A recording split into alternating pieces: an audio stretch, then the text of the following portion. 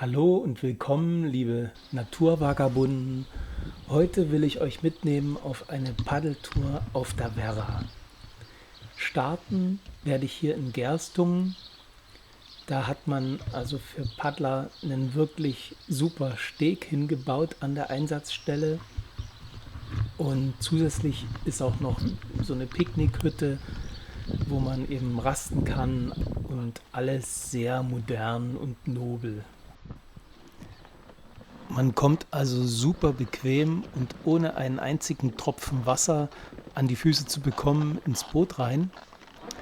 Und dann bekommt man schon mal einen vollkommen falschen Eindruck von der Werra, weil direkt an der Stelle fließt sie wirklich richtig flott los.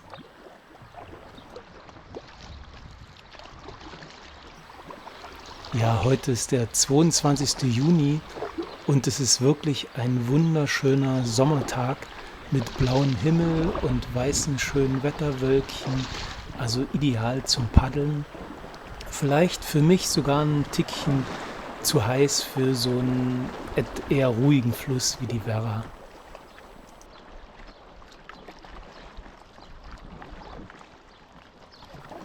Ja, nach ein paar hundert Metern ist es dann vorbei mit der zügigen Geschwindigkeit und die Werra gleitet eher ruhig dahin. Das schmälert aber das Paddelerlebnis in keinster Weise, sondern man gleitet da ruhig durch schönste Landschaft. Das sind also so eine Wiesen-Auenlandschaft, gesäumt mit Bäumen.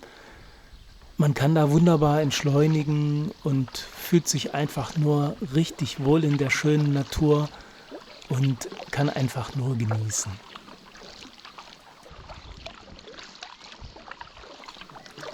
Der Pegel in Gerstungen war an diesem Tag bei 98 Zentimetern, wobei man sagen muss, also ich hatte immer ausreichend Wasser.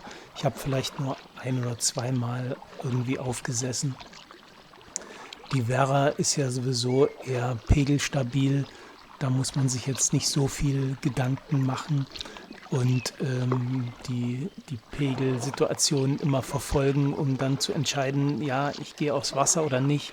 Also da ist eigentlich immer oder meistens genug Wasser unterm Kiel. Warum habe ich jetzt gerade diesen Abschnitt auf der Werra herausgesucht? Ja, das hatte einfach nur logistische Gründe. Ich war mit dem Auto unterwegs und gerade zwischen Herleshausen und Gerstungen ist eine Zugverbindung. Das ist genau eine Bahnstation und ich habe das Auto dann in Herleshausen abgestellt und bin mit dem Zug nach Gerstungen gefahren mit dem Boot, um dort einzusetzen.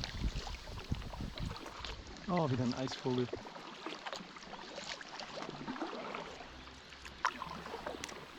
In Gerstungen sind vom Bahnhof bis zur Einsatzstelle ein paar hundert Meter zu laufen. Und wer genug Zeit und auch Lust mitbringt, der kann sich in diesem beschaulichen Städtchen die Katharinenkirche angucken oder auch das Schloss Gerstungen, in dem sich ein Museum befindet.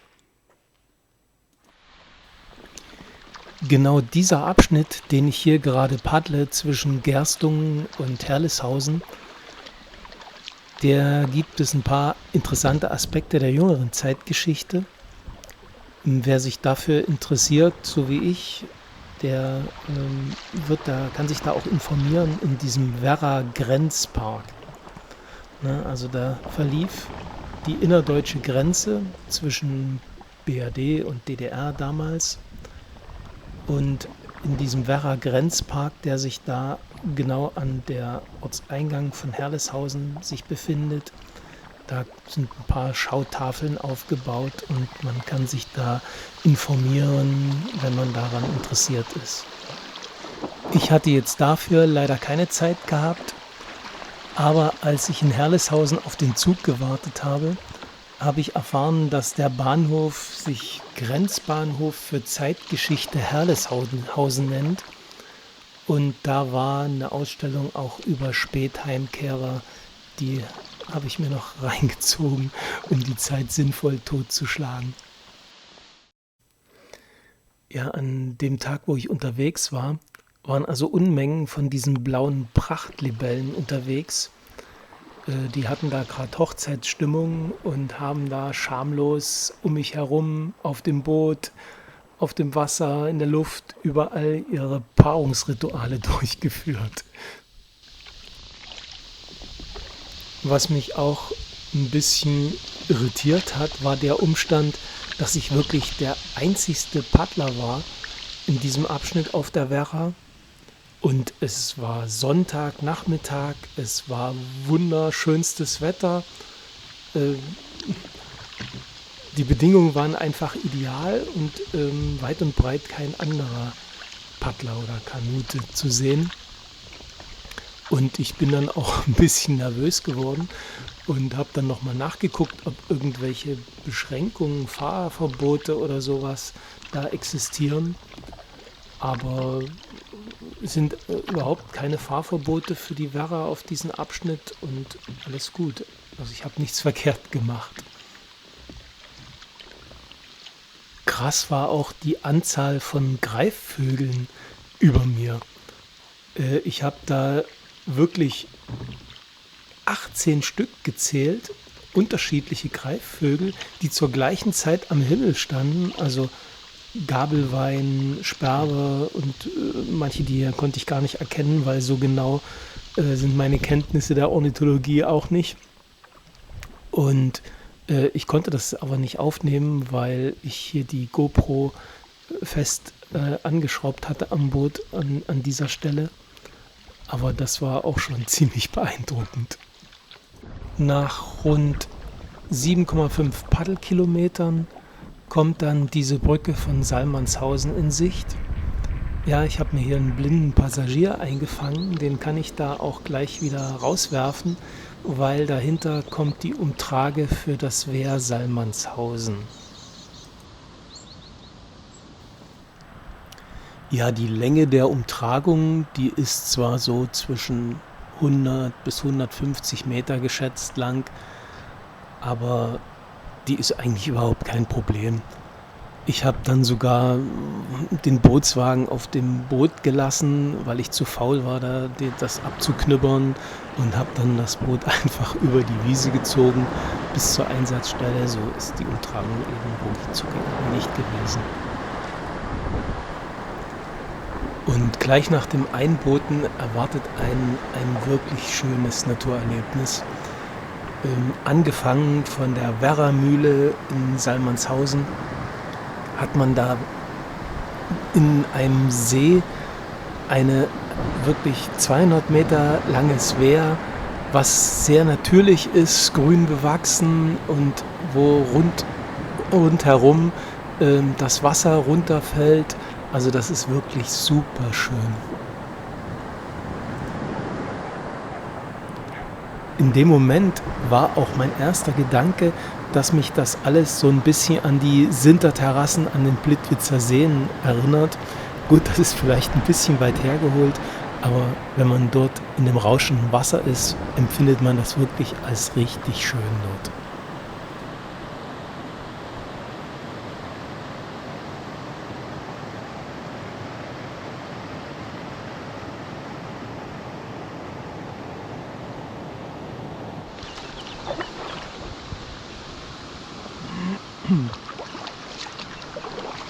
Ja, der Angelköder oben, Freileitung. Da freut sich die Energiebehörde.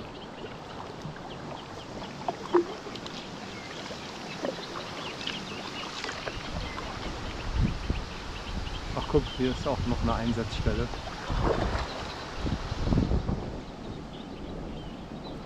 (6,6 Kilometer die nächste.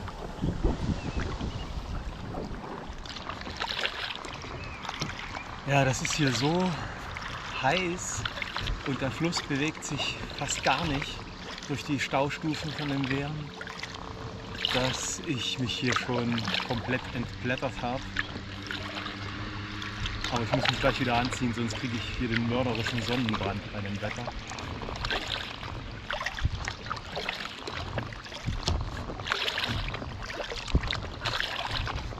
Aber sonst ist alles perfekt. Nur ein Tickchen weniger heiß könnte es sein, aber naja.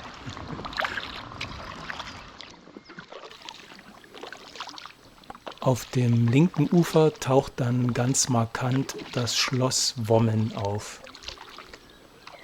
Also der Bau war in unterschiedlicher Form wohl schon seit dem 15. Jahrhundert errichtet, ein paar Mal modernisiert worden und in der heutigen Zeit dient es als Pflegeheim.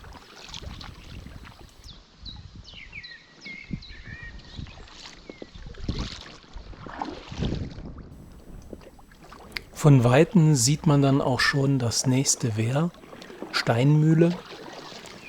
Die Strecke zwischen den beiden Wehren beträgt ungefähr 3 Kilometer, meist auf sehr ruhigem Wasser. Die Ausstiegsstelle befindet sich dann rechts. Aus Bequemlichkeitsgründen habe ich dann einfach das Kajak wieder über die Wiese gezogen. Die Einsetzstelle war auch nicht weit entfernt und war auch wieder mit so einer Art Picknickbank da ausgestattet.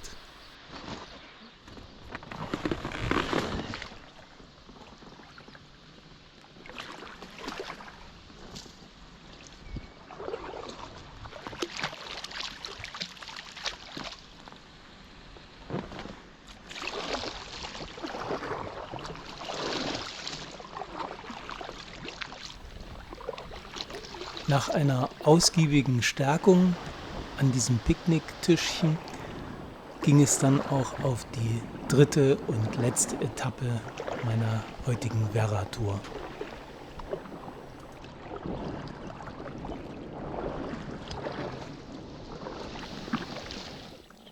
Was auch wirklich erstaunlich war, ich weiß nicht, ob das an dem heißen Tag gelegen hat, war, dass ich wirklich mehr Eisvögel als Enten gesehen habe, was sehr ungewöhnlich ist für einen Fluss. Hier sieht man zum Beispiel auch nochmal die Unmengen an Prachtlibellen, die da immer ums Boot schwirrten.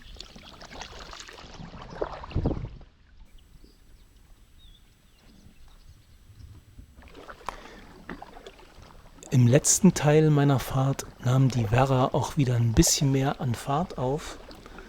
Und was auch sehr schön war, dass die Abendsonne faszinierende Spiegelungen auf das Wasser brachte. Das war auch sehr ansehenswert.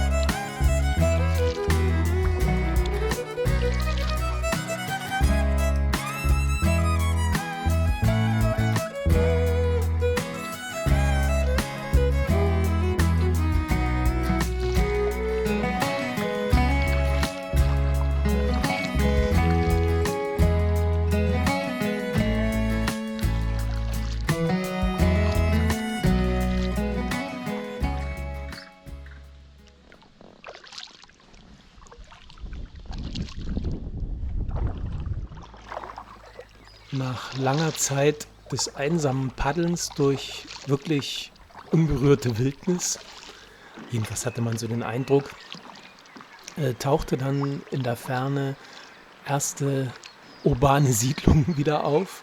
Und zwar war das Dorf Lauchröden.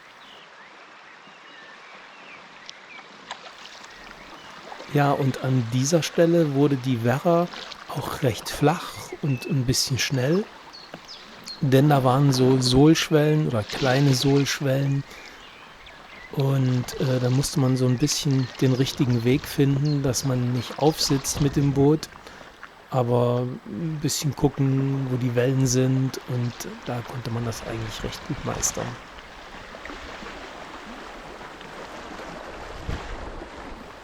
Ich war jedenfalls ganz froh über die höhere Fließgeschwindigkeit, denn so kam wenigstens ein bisschen Tempo in den sonst eher müden Fluss.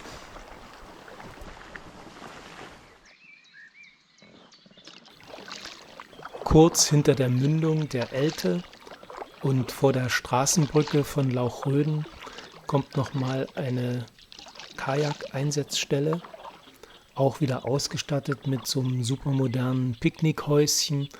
Und ich glaube, da ist auch ein WC, weil da gegenüber befindet sich ein Wohnmobilstellplatz. Ich denke mal, das ist vielleicht interessant für alle die, die mit dem Wohnmobil anreisen und da übernachten wollen.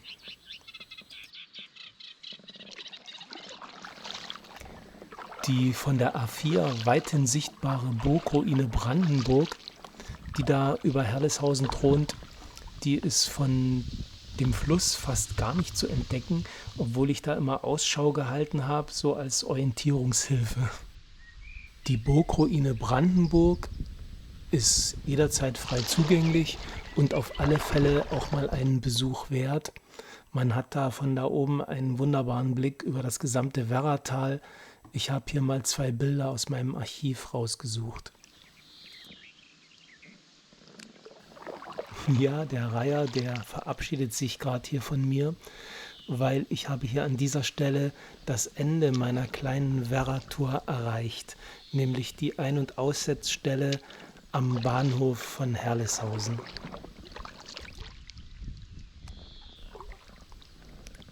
Ja, von hier sind es nur ein paar Meter bis zum Bahnhof Herleshausen, wo ich mein Auto stehen habe. Aber ich habe noch ein bisschen zu tun. Ich werde das Boot noch sauber machen, trocknen, wieder verpacken, auf den Ekla Beach Rolle wieder draufpacken, und also da habe ich noch ein bisschen zu tun. Aber vor dem Anblick verschone ich euch lieber, denn das ist jetzt auch das Ende meines kleinen Filmchens über die Werra. Ich bedanke mich fürs Zuschauen und würde mich freuen, wenn ihr auch bei anderen Touren auf diesem Kanal mit dabei sein wollt. Tschüss!